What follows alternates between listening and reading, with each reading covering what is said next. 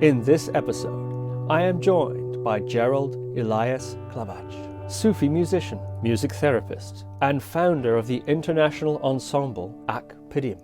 Ilyas recalls stories of his Sufi path, his meeting and discipleship under his Sufi sheik, and stories of profound spiritual connection and transcendence through devotional music and religious practice. Ilyas describes Sufism as a love relationship, reveals his own difficult childhood, and explains how to stabilize divine ecstasy in the human body.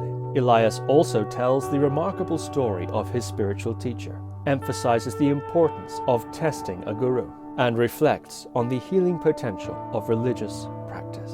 So without further ado, Gerald Ilyas Klawatsch. So it's fine when you can use my full name. You can say Gerald Ilyas Klawatsch, but I prefer when I'm in this kind of context that also you can call me Ilyas. That's my Sufi name, and also all people in my community are calling me like this. But I work as a music therapist in an official place, in a place for neurological ill children, and there I use my other name. So I use sometimes this name. So whatever it is. But Ilyas for the Sufi path. Okay. And the second was what was the second? Is there a special title or something that I should call you? Yeah. When you ask me this, I have to remember the story of my master, because somebody asked him exactly this question in an interview. It was in an interview, and they said, "Oh, how should I call you? How should I?" Then he smiled, and then he said, "Oh, maybe you call me Fakir. It means the poor one." So, of course, when you talk about Sufi, and if you talk about yourself, the Sufis all the time are talking like we. They not talk like I do this, I do that. So they're talking like we.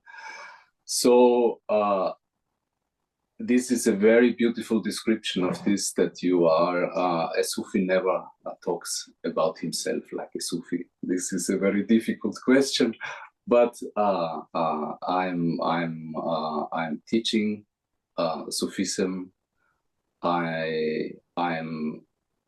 My master never told about himself that he's a master. And it's in our case, it's a very special thing, because as my master died, he died in an operation. Yeah. And he was conscious that he could die in this operation, because it was a very strong operation. He had from childhood on, he had this hunchback. So the vertebra get more and more bent, and it was this question that maybe if it's too much bent, he can die earlier. But he was 68 years old, and he decided to do this operation, and it's a very strong operation, because they cut the vertebra in two pieces, and then they try to put it in a new way together. And he died in this operation, and he knew that he can die before, and he managed that. It was a great chaos, because he normally in all these Sufi lineages, it's like this. It's also like in the Tibetan tradition or in other traditions, that it goes from master to student. It goes from master to student. Very important. It's called in Sufism, it's called silsile, this tradition, and this is the normal way. And he didn't do this. He gave his authority to no one after. But everybody knew that he could die, and he by himself knew. So before he died, he had to arrange this, or he didn't do it. He didn't give it to his family. He didn't give it to his wife. He didn't give it to his very close students. I was with him 23 years, and other people were longer time with him, and he gave it to no one. So it was a big chaos after. And you can interpret it now in different ways, because one thing is that it's a big tragedy, but we remember Prophet Muhammad, who didn't give the authority to no one. And what happened after was a big chaos. We know now the tradition in the Islamic tradition of Shiite and Sunni, all these separations, all these wars, all these crazy things. What is the good side? The good side is that everybody give what he got. So everybody can only give what he has in his heart, and he gives this. This is a beautiful side in it. He rejects nobody. Everybody can do what is inside. So, why do you think your teacher, Dr Rahmi Guvenc, did not arrange for the succession of his lineage? Because in the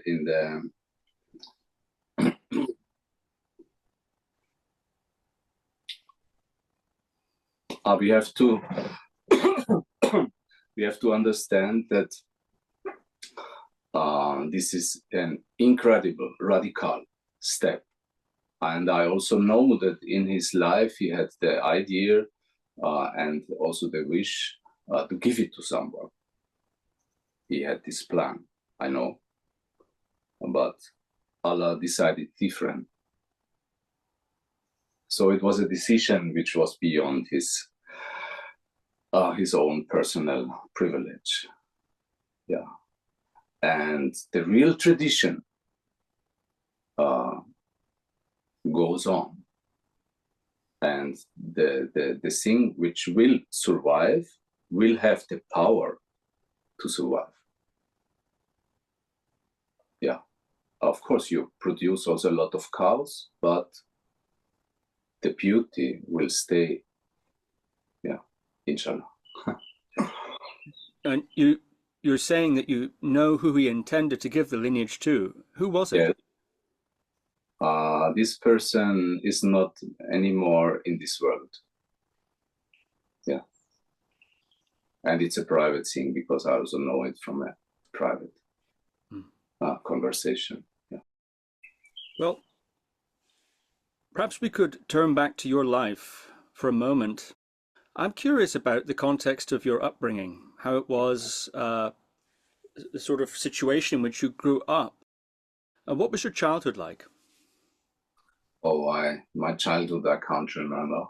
I'm not so good in this. But I tell you, my first, I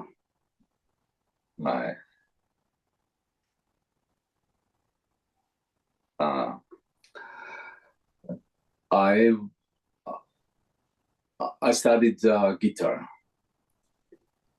Okay, I studied classical guitar and I studied jazz guitar in the official university. And I was young at that time. And also the finishing of it come close, my master degree and all these things. And I looked inside and I was really a little bit, I had this thought, what should I do with my life? Now I'm guitar teacher, you know, and am I good enough to can live as a musician? I don't know. And then maybe I have to teach, you know, guitar my whole life. I thought, I don't know. So then I walked into a bookshop. And there was this, you know, in these bookshops, I don't know if this exists today, these things where you can turn the thing and all these books are turning, and I turned this thing. I took a book outside. I opened the book in the nearly last page or something like this, and I looked inside and was standing Altorientalische Musiktherapie in Austria, in Waldviertel, in the northern part of Austria. I said, what is this? It's Altorientalische Musiktherapie. And I have to say, before I was in Gurdjieff groups, I had a connection to Sufism, and I was in a very active Gurdjieff group where we were meeting. It was in Germany. I was very young. I was 19 at this age. And this was also very impressive because this guy really recovered this Gurdjieff tradition in that way that he lived this. He not only was thinking and then makes this theoretical things. So it was like at Gurdjieff time we had these meetings with food and all this. It was really he tried to live this time, bring this time of 15 years before back to life. And this was really something impressed me. I read the book On the Search of Miracles from Pede Ouspensky as I was 16 or something. And I read this book and I was completely stunned. And I had this wish, I remember this very strong now, that one day I want to find a master like this. I had this wish from that on, and then I went to Germany. This guy did this really good, really well, but it was also this toughness you have in the Gurdjieff tradition. There is this seriousness and all these things. And I was young, I didn't know something else, but I knew that there is something other. So I had this background. I knew something about Central Asia. I knew that also Gurdjieff came from the Sufi tradition. I knew these things. And so I was in this bookshop, I read this, and I thought, I have to go there. It's really close. It's maybe 2 hours from where I live. So I called there. And at that time, I didn't know if email were at all, or I had to write a letter. I can't remember now. But they invited me. I had to go, and then I went upstairs there. It was in November. I also remember it was a November night. I came there. It was the deepest. I don't know if maybe you don't know the northern part of Austria. It's they say it's the lost part. It's really there is only fog and the landscape is very silent, and the heaven is very close. The heaven is very close to earth. I don't know why it is. It's really still today when I go there, I look up and the heaven is a little bit closer to the earth. It's subjective. So I went there, I came there, and it was a farming place, a normal Austrian farming house. And I went inside, and all inside were oriental. Everywhere were skins and carpets. And I was really impressed.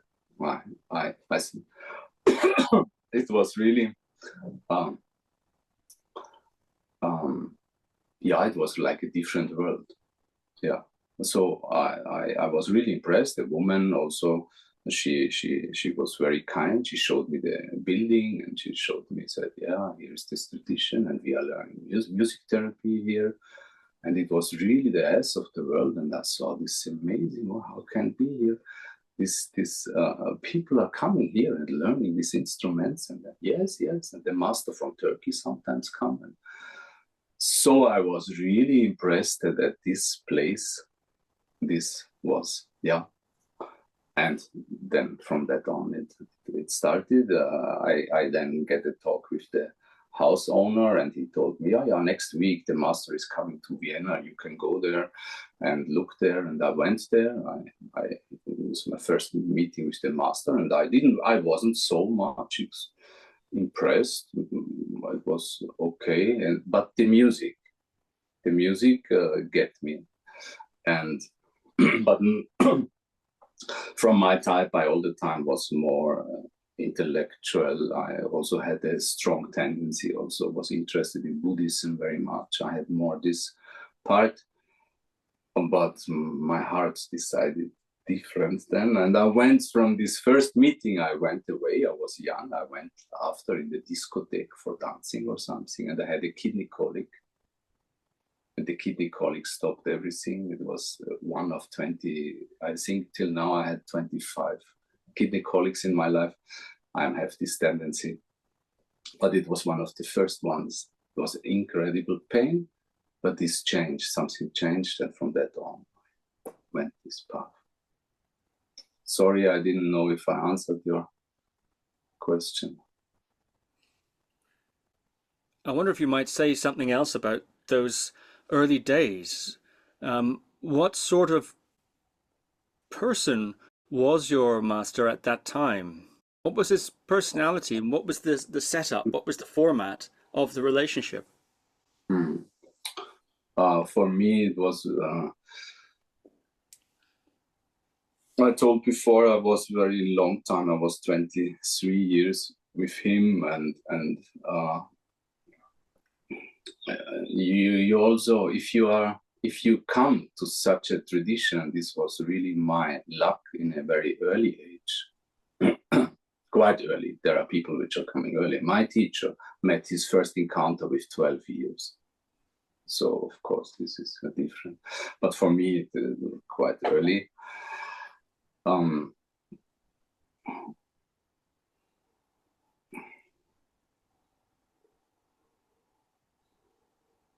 And till I became a real student, it needs 10 years. I need 10 years.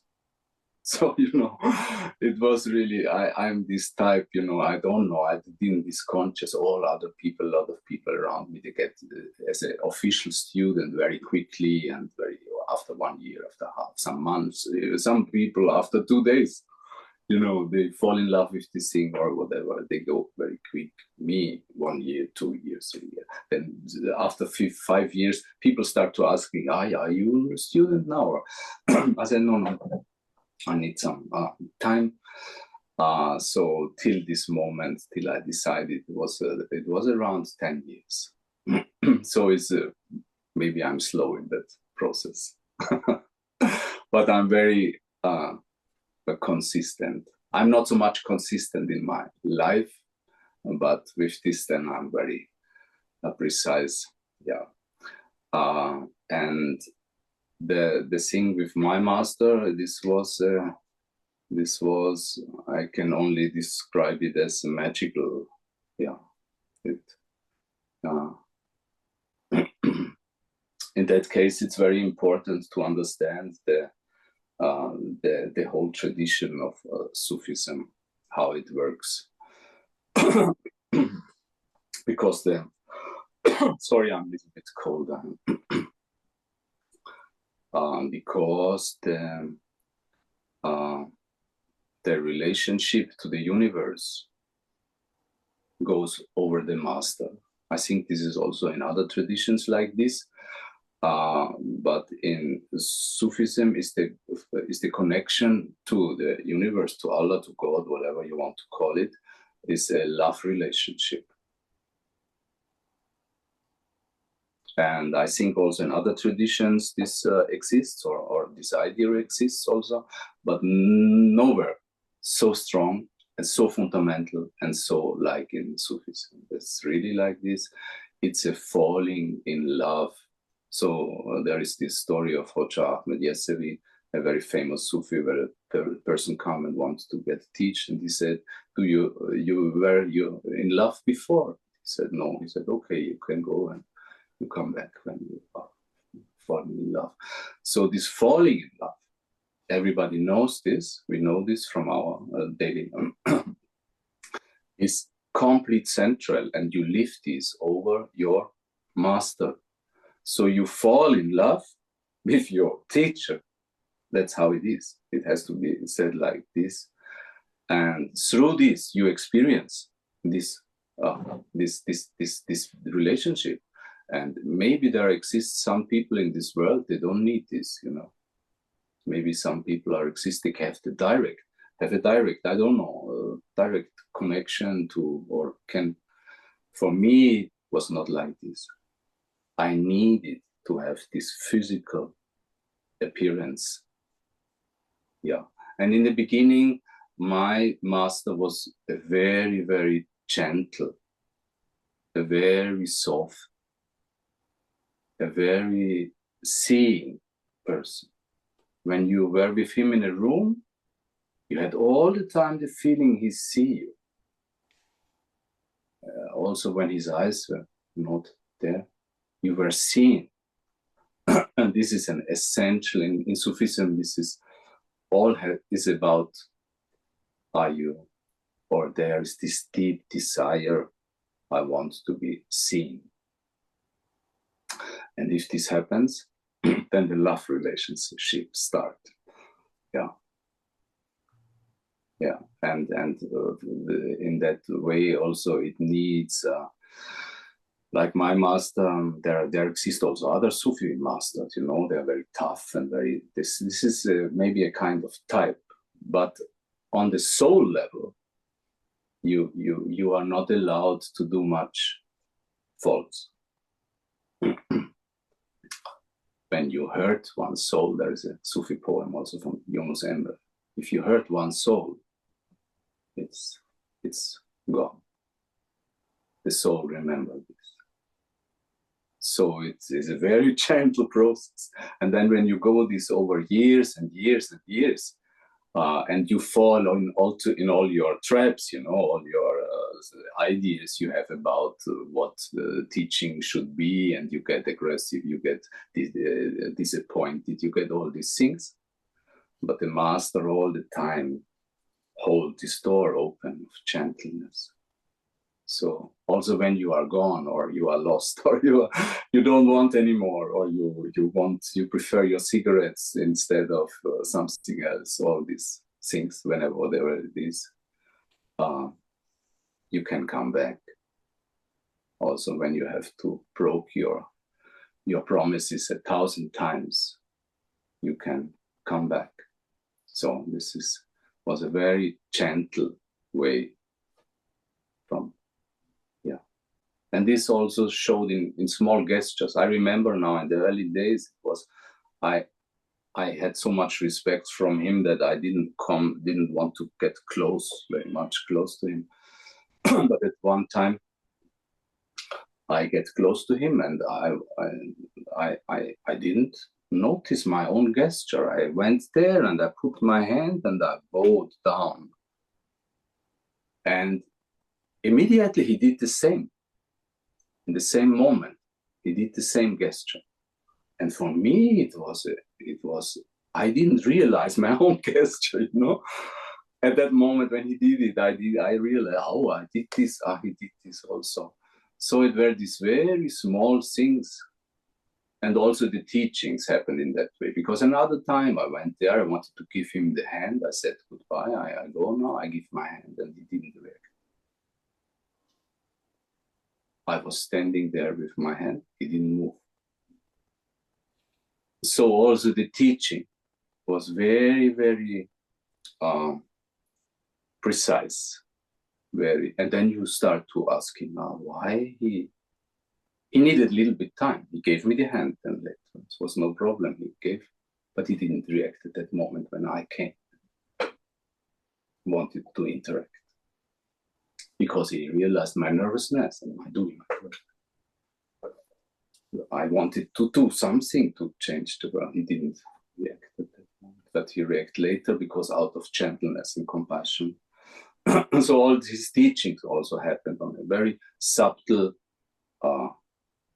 private, or how to say it, intimate connection. Could you say something about the life of Dr. Guvenc? Mm-hmm. He had quite a remarkable story, I think. Yeah, he had definitely a remarkable story. I can't tell now all, but I will tell some parts. He get very early into contact. I told before he was about 13 years old, and they did a they were sitting together, his brother and some friends, and they did this child play. You know how this called in Austrian, you call this Tischelrücken. I don't know in English, you know, when you put your fingers on a table, and also the other put the fingers on the table, and then they wait till the ghosts come and move the table or something like this. So there were children, they were playing this game. They played this game, and suddenly my teacher fall and lose the consciousness in this process. He was falling back. And he get the imagination that the person will appear in the next days, which will be a great and important person. Yeah, it was exactly like this. His first master came into his life like this. He had this wish in this game. He had a real experience. It came from nowhere. Then he met his first master. It was Fazl Bey. This was a Hodger, and he also played instrument, and he also brought the rebab. It's a very important instrument for our music therapy, and he showed him this instrument the first time. And if you now imagine like a 12-year-old, how a 12-year-old or 13-year-old boy get now this involved in these teachings. And this man was quite old, but he came visiting the family and the brother and the friends regularly, and he made sohbet. Sohbet is the traditional teaching. He was this person was also very special master. He in his sohbets is this teaching where we were talking something about whatever, and very often after the talking, he didn't even remember what he had talked. He had to ask his students what he had talked. This Master Fazl Bey, as he was younger, he went to Dagestan with the military, and yeah, he was there in charge, and he left a train station in Dagestan. He went out in the train station. A person appeared in front of his eyes and said, "Oh yes, are you Mr. Fazl Bey? We are waiting for you, so please follow me." And this person said, Fazl Bey said, "What to follow you? I came here for the military." And they said, "No, it's very important. Please, you have to follow me." So he followed this person. And this person brought him into a derga. Derga is a traditional Sufi cloister, or how to say it is, teke, Sufi house. And this person brought him in and said, yeah, oh, please, here is the master. And the master was sitting in front. Hello, Fazl Bey, we were waiting for you. Very great that you come, and so please stay with us. And this Fazl Bey didn't know anything about anything. He was only stunned to being now in this kind of atmosphere. But he stayed with his master, Ahmed.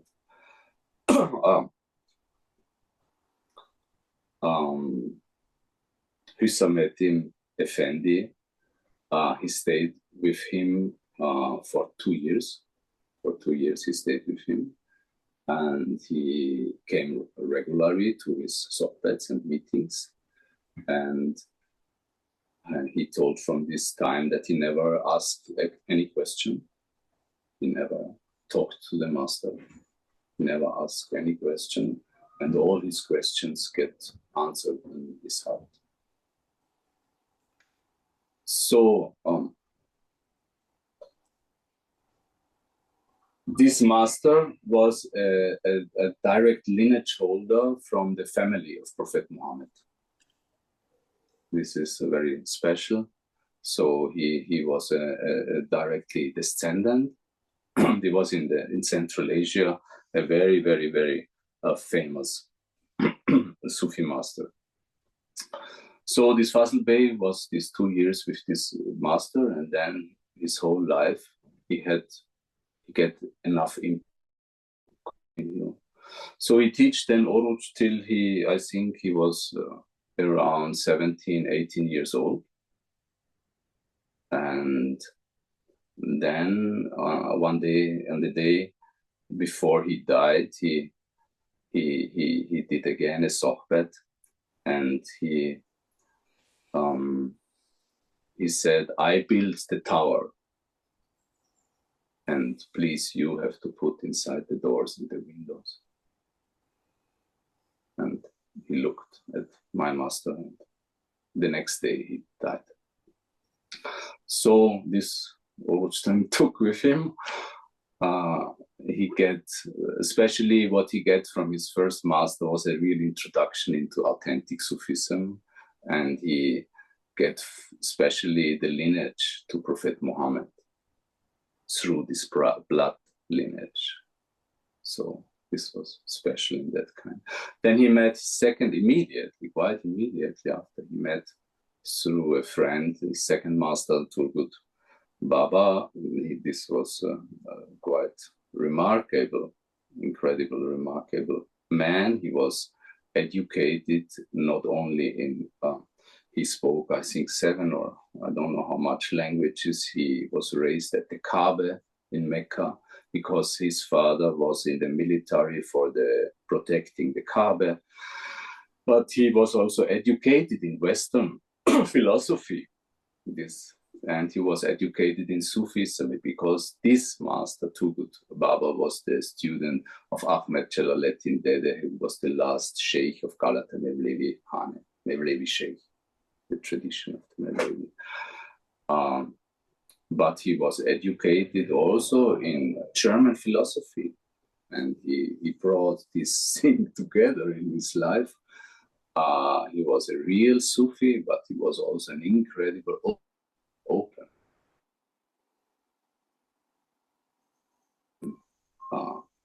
minded person, and Oruc met him when he was, I think he was really quite old, and this master Turgut Baba,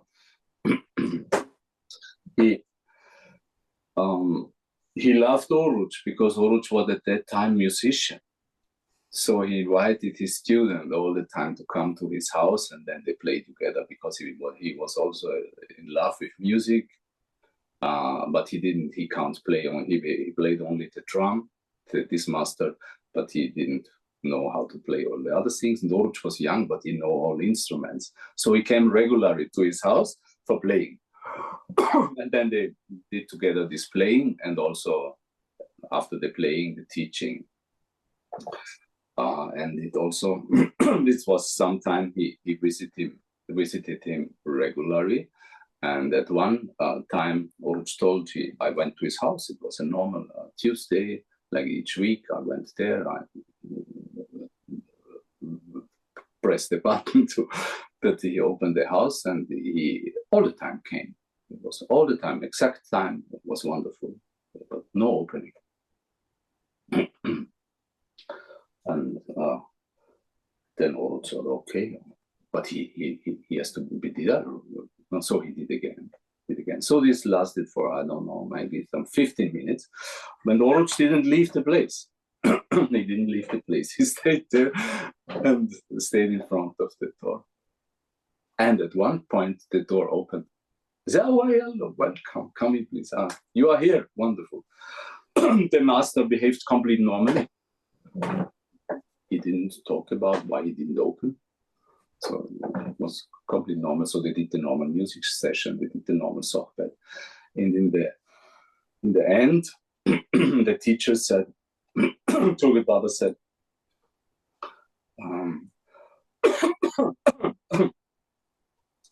it was very, very important that you stayed today. If you didn't stay today, we would not continue our being together. Yeah, so this was one encounter with his second master. Oruc Bey was very, very close to Turgut Baba. He lived then with him 2 years. He lived in his house, and he told from this time that I lost all my own wishes. The only wish I had was to support the wishes of my master. And the more you come into this state, the more you lose yourself. So also this process of in Sufism is a way of losing. It's not getting more or getting, you lose more and more, and the surrender gets more and more intense. And the basic of the surrender is this love relationship. And also Turgut Baba had this from very early on, from his very early childhood. He had this in his heart, because he learned in one time, I think it was shoemaker. He learned the job of a shoemaker, and he found a normal master this was a shoemaker master, not a spiritual master, it was shoemaker. But Turgut Baba didn't eat only when the master allowed him that he eat. But this was not his spiritual master, it was his normal shoemaker master. So there exists maybe also a different, this is for us in our modern world very difficult to imagine that something can get so intense that you lose your own preferences and your own wishes, and you get more and more into this love relationship, and this love relationship more and more fills you up, or fills up this lack what you have. Maybe till that point, at one point, that you are capable, when you start by yourself, to be useful for other people. Yeah. When you say love relationship, I wonder if you might explain a bit specifically what that means and what that actually looks like in terms of day-to-day living out. Yeah, also if you now look at maybe one of the most famous of all Sufi masters, we know Mevlana Jalaluddin Rumi from the 13th century. He's a very famous poet, and he wrote 7 million verses. In book format, he is one of the most famous Sufis. He was in America, I think, one of the most read authors at all.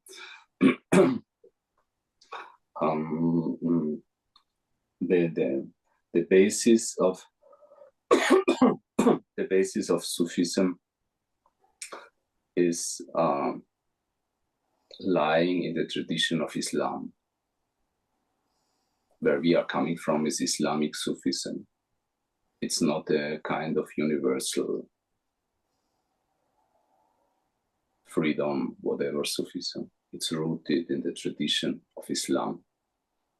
A lot of people which are reading Rumi are not so much interested in that component. The whole tradition of Mevlevi, the whole tradition of Mevlana Jalaluddin Rumi is love, hope, and tolerance. I think everybody could sign this, but it's rooted in the tradition of the Islamic tradition. Mevlana said by himself. So this is very important, that this we have to know that this love, this type, what the Sufism represents, was there from the beginning of this tradition. Means in our way now, Prophet Muhammad or Ali or whatever. So you find this knowledge in the beginning. This is very important. The love relationship is in that case very special because it's all about. We have no chakras. We have no Zalung, 55,000 energy channels which are going through the body. You have nothing. You have only one organ, meaning the heart, which is sleeping. They say it's like this. It's sleeping, and it has to be awakened, or it can be awakened. So that is all about. And when you normally now come to this path, it's also that you don't know this. Or even if I tell you now, or even if the master tells you this, you don't know, because you have no other capacity as to look with your what you brought with you, the combination of mind, emotions, and whatever, to look at this. But the experience has to come slowly. So therefore you have the practices of dance, you have the practices of sema, you have the practices of music, you have all these parts which explain you this, which can give you this feeling for everybody. If you come from African tradition, possible. If you come from Buddhist tradition, possible. Everybody can sit down, old, young, intellectual, whatever, you can sit down, you listen to this music, you listen to this dance, and you can get touched. It's how it is. People are starting crying, people are starting falling, people are starting falling into ecstasy. Never had something to do with Sufism in their whole life before. So this is in our tradition, especially with this music part, with the arts, it's possible to touch, even if you have no idea. Then the real the real teaching, then of course, is coming later, because then you have to ask yourself, now you had one time you had this feeling of love, one time you get this feeling of fulfilled, one time you get this vibration in your whole body, your body start to shaking, it comes from the heart start to shake the body, not you have this experience. But also, like an old friend asked me, but what I do now with this? How can I change my life now? Only because I had one time this experience of ecstasy or whatever. How can, what makes this? So then this process is starting, that the path is that you more and more and more refine and pure yourself. You pure yourself, that you are, that you, or you can also others say, you prepare your heart that it's open to this process. So the process would be a process of preparation. It would be a process of preparation. You prepare your heart, that they call it then that Allah can enter, but you can also put then other words for this. So when the heart awakens, it's a gift. It's nothing what you can do, in that sense that you can only prepare for this process. If it's prepared, it can happen. If you become more and more clean, if you clean your nafs, that's the tradition in Sufism, you have 7 steps of the nafs, and so you clean this up. When you clean this up, the more pure you get, the easier you come into this state. This is then also a connection. The teacher can see this whole process. He can see where you are in this process, and he give you or give not what is necessary in this process. So the whole education goes over this, if you want to say, in our organ. And this is also very complex, because sometimes you fall in love, and you give everything, or you want to, you are so happy that you, but then this also vanish now, and then coming the other sides now, how you deal with your life, how you behave. We have in Sufism, this is called adab. It's very important. How you behave. You have to behave in a gentle way.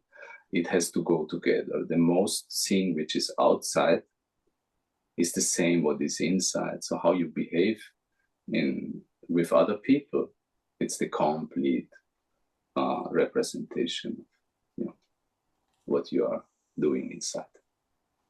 But to answer your question, this education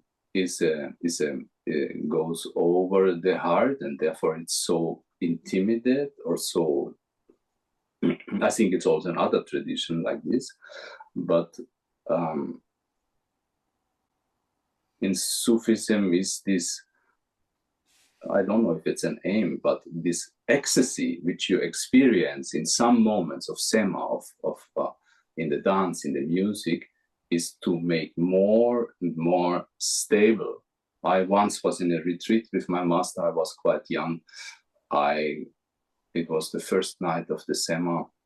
My teacher did this more days Sema, 1, 2, 3 days, 5 days, 7 days, 9 days, 9 days all the time Sema around the clock. Dancers all the time there. Music all the time there for 9 days, for 16 days. He did 16 days. Then he did 40 days. 40 days around the clock. It needs 100 people, to do this.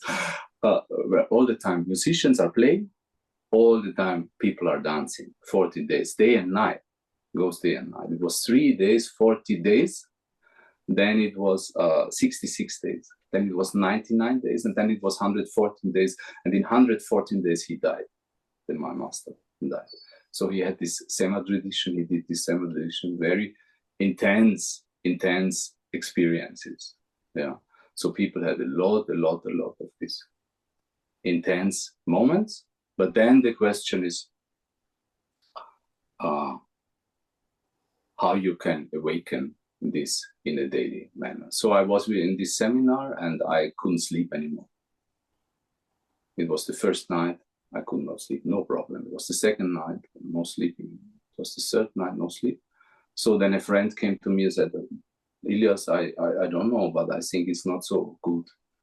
You're not sleeping anymore. We have to do something. I said, I don't know, I'm okay. He said, no, let's go. We go now to the master. We ask him something.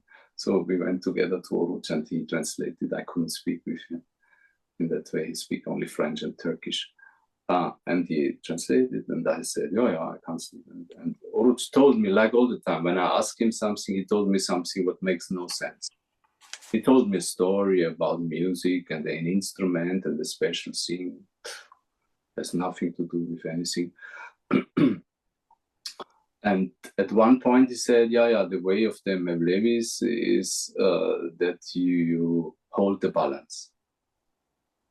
It's very important to hold the balance. And then he said, if you could see when my most inner would turn outside, it would get a catastrophe. So if this love, what you experience, is all the time shining in full, it's not possible to stand it. Also not for other people. So you have to, at the same time, when you develop this inner capacity, you have at the same time to develop a way how you behave to the outside. And it has to be a balance. What you show and what you not show. I said, okay. And then he said I should lie down here, and then I lied down, I could sleep. Then, yeah.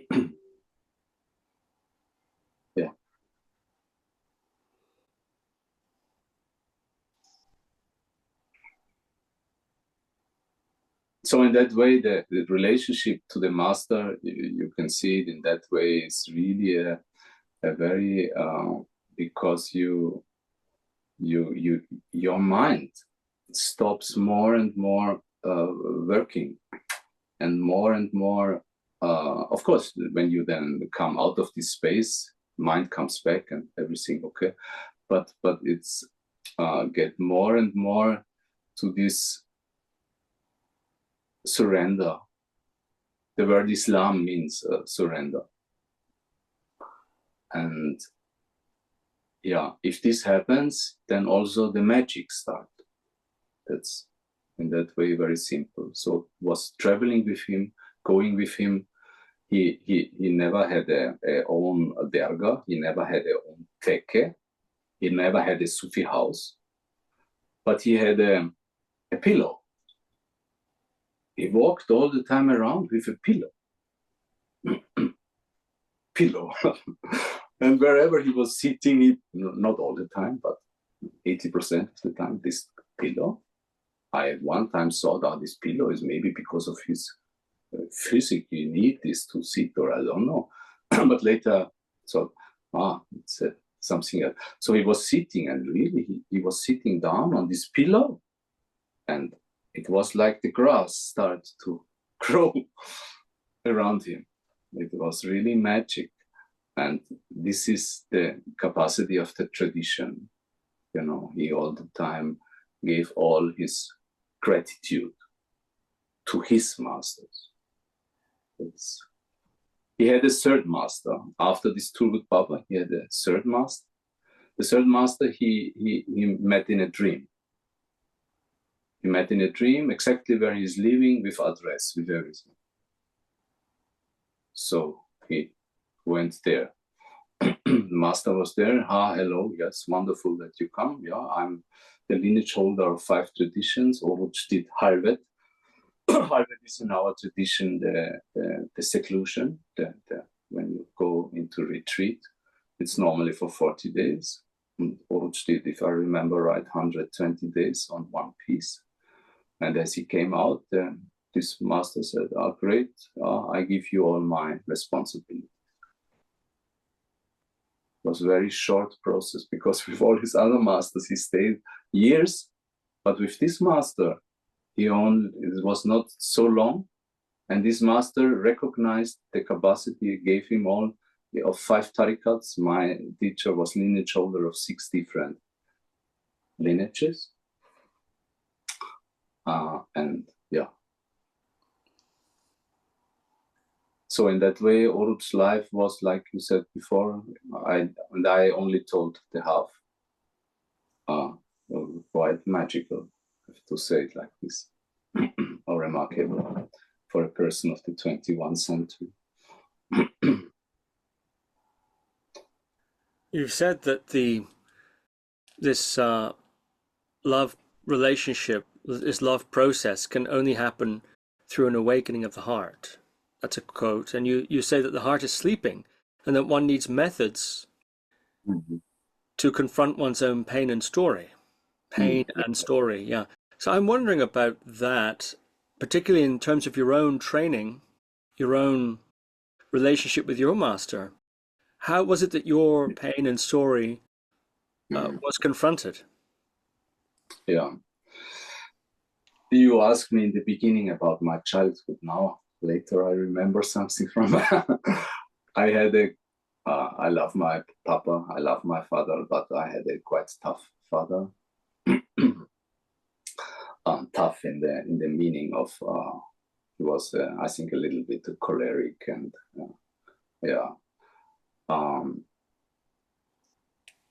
and he let's say it like this, he threw me in a lot of situations, like fathers are also doing, and it's also okay. Therefore, I think also I get in the beginning attracted to the Gurdjieff tradition, because also this tradition had this type of, and like we know all, we are searching also for the pain which we are experienced in our earlier times. It's also normal, and to repeat this also when you do it unconscious. And as I met my real master, I think I didn't realize this from a conscious mind part. I didn't realize it. But you find not only a master, you find also a papa, and you find also mama, and all different things. In our tradition, you say when you start to really walk on the path, you die. The life you did before. It's also dying, and you become a new life. But this process is a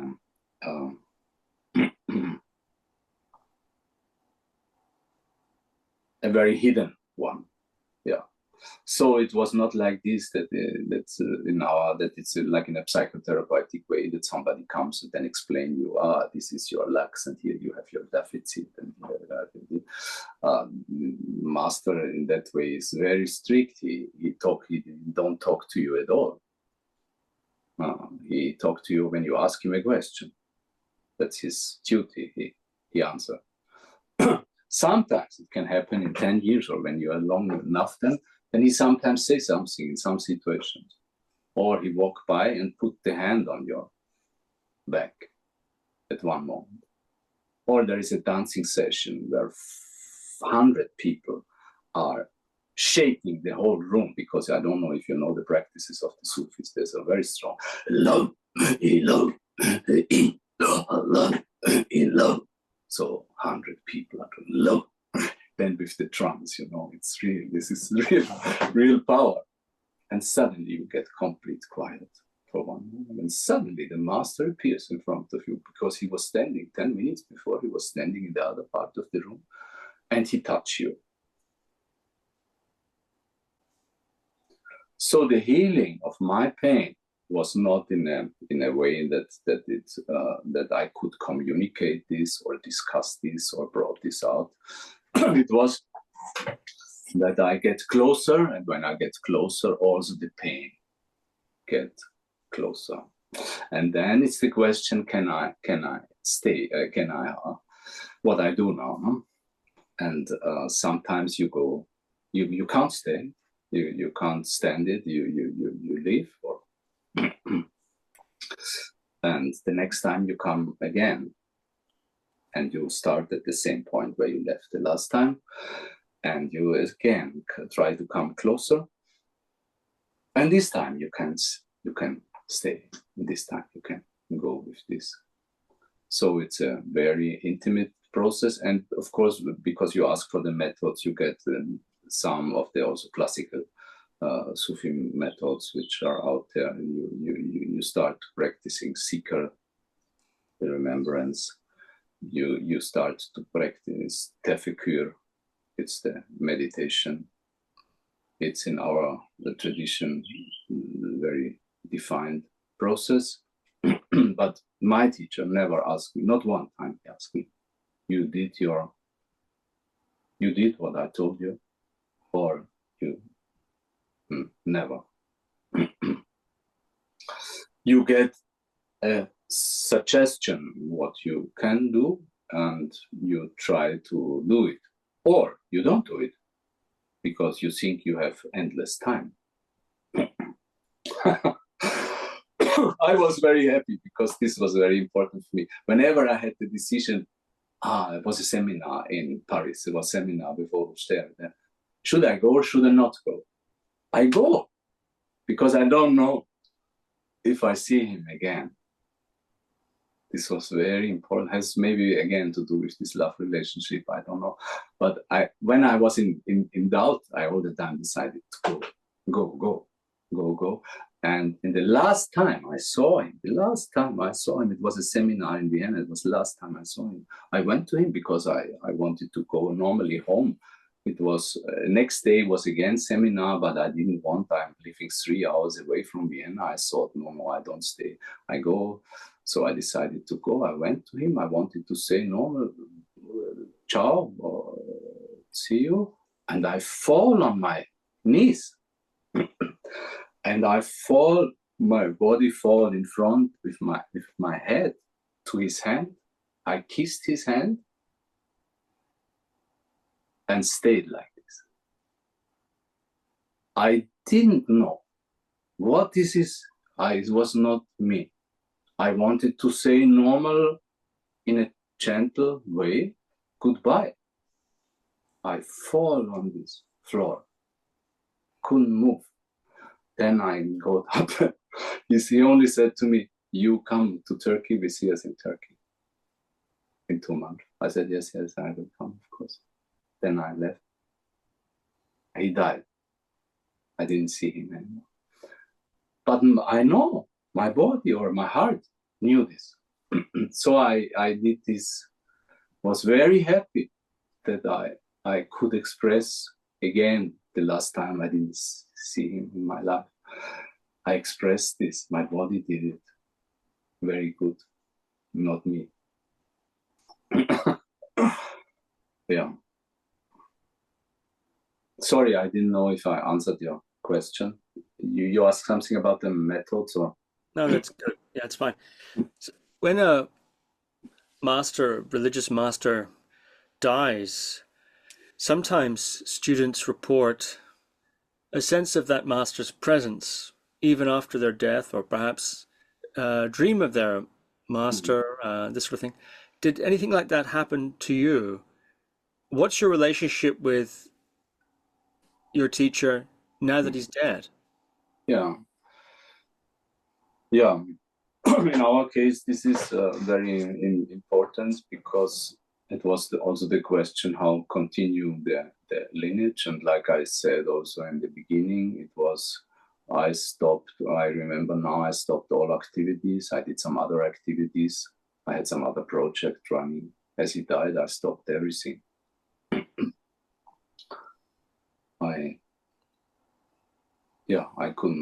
I didn't want to do anything anymore. And it was really the question in the room how to continue. Then I traveled to Turkey, like he also asked me. He asked me to come. So I came, but he was at that time dead. But the Sema, it's incredible because this Sema where he died continued. So he died, I don't know on which day, 35 of the Sema, but we were left 114 days, so it continues. Also, very shortly ago, I was in Italy. We had a 3 days and night Sema in Italy, and a very close friend of me also died in this event. And it's really different. You have a different capacity to when it happens, when you are in this state. Very beautiful. So, but the question was how to continue. And then there was this quarreling because people, and we are some people which could work together. The opposite happened. the separation get more and more and more and more because everybody's doing his own, what he gets from the master. Of course, normal. For me, this is something what I hope for. I come more and more and more to really my own. And that's the quality of the real master. Oruc Bey all the time supported me in my own. Even if the whole world was against me, he appeared and said, do it. It's very, very important because you of course you have to come to a cosmic view, but the cosmic view is channeled to your personality. It's through your. So he all the time supported me in this, that it's my view, and nobody can. I also know he supported other people in their view, even if it was the complete opposite to mine. Because some people sometimes they think, this what Ilyas is doing is right. So they come and then they start to do, no, it's not right what I do, it's for me right. But you have to find your own. So he was very strong in this to support everybody in this way. And for me, yes, he appears for me regularly in dreams. That's how it is. And I also get messages. I also ask, this is normal in our tradition, I ask for everything what I do, if it's an important thing for my tradition, what I decide, if I have the blessings of him and also the tradition. And because of this love relationship, it's really a little bit like a child relationship with your child or whatever. It's not one day that he is for me there all the time. And sometimes he's really also there. I feel his presence also. But I think also this is normal. But yes, also it's very important to continue. That it's also the preaching of the great Sufi masters that they don't die. That's also on there. On Turgut Baba's graveyard, there I was with Oruc there once, and he told me, you see, there are no numbers here on this graveyard. No numbers. There are no numbers because he is not dead. Yeah, so for him it was also a reality like this. He lived in that way by himself, and yes, maybe the strongest thing what was special with my teacher, that you could see also when you have not these enlightened eyes, you could see that he is driven driven by a force. He really not decide these things by himself. All what he did, even if he got up, I once tested him because I was sitting next to him. We were sitting next to him, and suddenly the thought came to my mind: no, I don't move. I don't move. I don't stand up before he is standing up. This came to me. So I was sitting next to him. We were doing all these things. It was seminar. I didn't move. Didn't move. Then I saw, now slowly it gets a long time. No? Slowly you have to move. But I saw in myself, okay, but he has to move first, not me. So I had this attitude. At one point, I moved, and at the same time, he moved. I can't explain how it was, but it was, I could not resist then to move, and it was one movement. We got up, it was one. I lost my mind, it was gone, this whole, also the idea, and it was magic. And again, these are small things, no? But very, very strong things. No?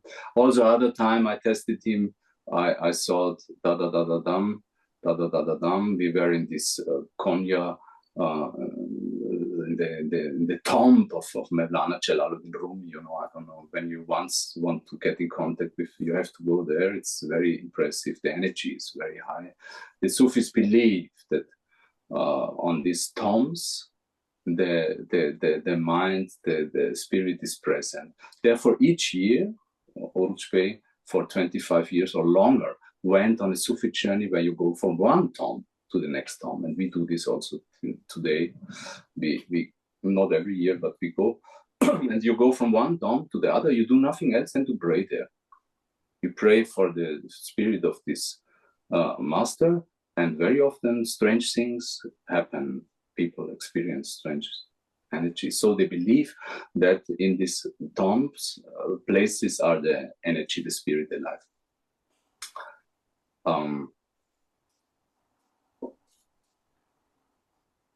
I wanted to tell about this Mevlana.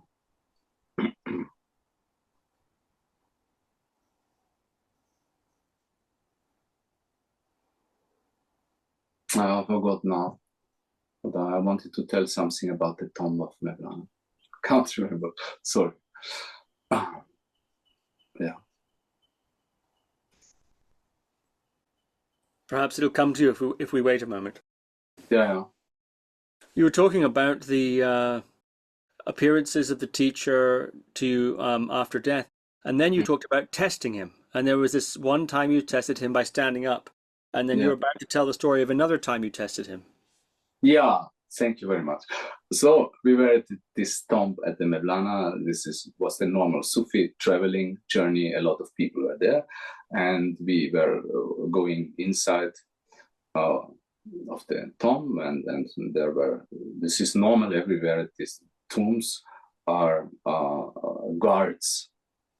They look if everybody is taking their shoes off. So this normal things. And these guards were chatting and were quite, I think they were quite loud and whatever. And I had this thought,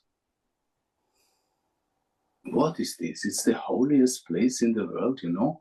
And these guards here are talking about their wife lives and what's doing at home. And I was a little bit like this.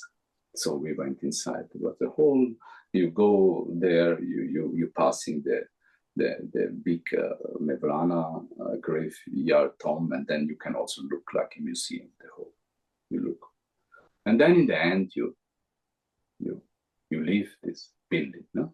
And at the moment we leave, Oruc Bey said to me, you are standing here. Please stand here and wait till all our students are out.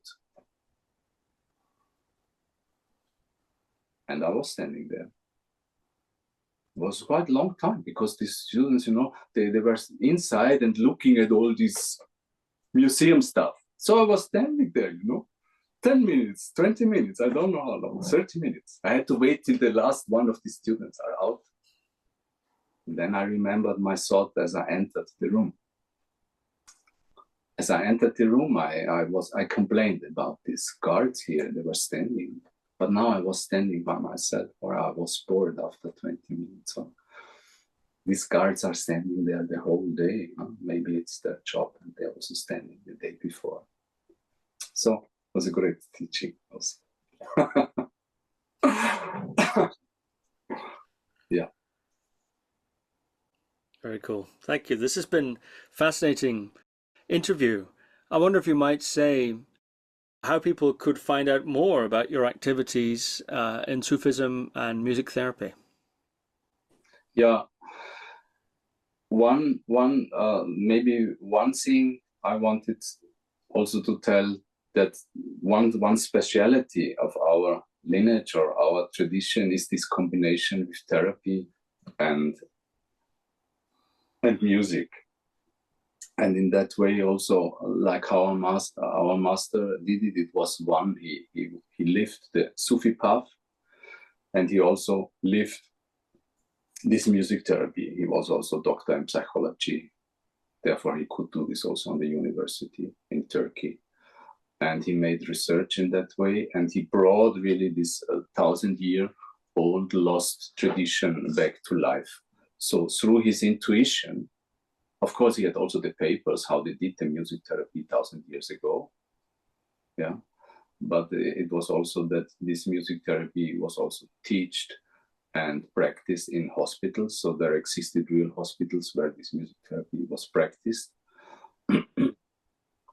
But this was only in the history books, it was not alive anymore. It was not.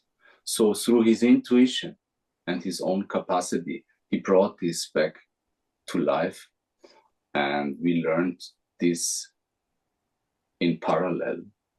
So we learned the Sufi path, and we also learned the instruments. Because if you really want to live our way of this tradition, not as a student, you don't have to be a musician, not as a student, because a lot of people were Sufi students, they were no musicians at all, not necessary. Everybody listens to music, is no thing.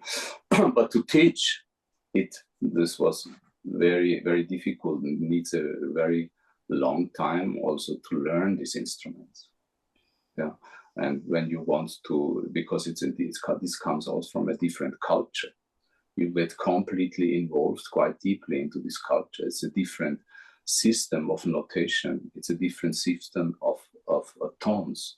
In the Western system, you only have a dur and moll, minor and major, and there you have 400 different scales. So it's a different cosmos, and it needs a long time to learn this. And in our case, this is something really which is a deep wish also, in like also my master had, but also I have this wish to really show that this music can have healing capacities beyond culture. Yeah, that you don't need to be born in this culture then that you can. And I'm a living example of this, because I'm working with cancer people. I'm working with neurological ill children and adults since a long time. And I'm practicing this kind of music and music therapy. So this is important. Yeah. All information about myself also you can find on this homepage. And yeah, we are not so famous. We are not a big lineage in that sense, but this is also not a problem. It's more important to give to the world as much as possible that we get. Yeah. Thank you very much. Thank you very much indeed. Yeah. I hope it's useful. You can use some things. Yes, I'm sure we'll use all of it.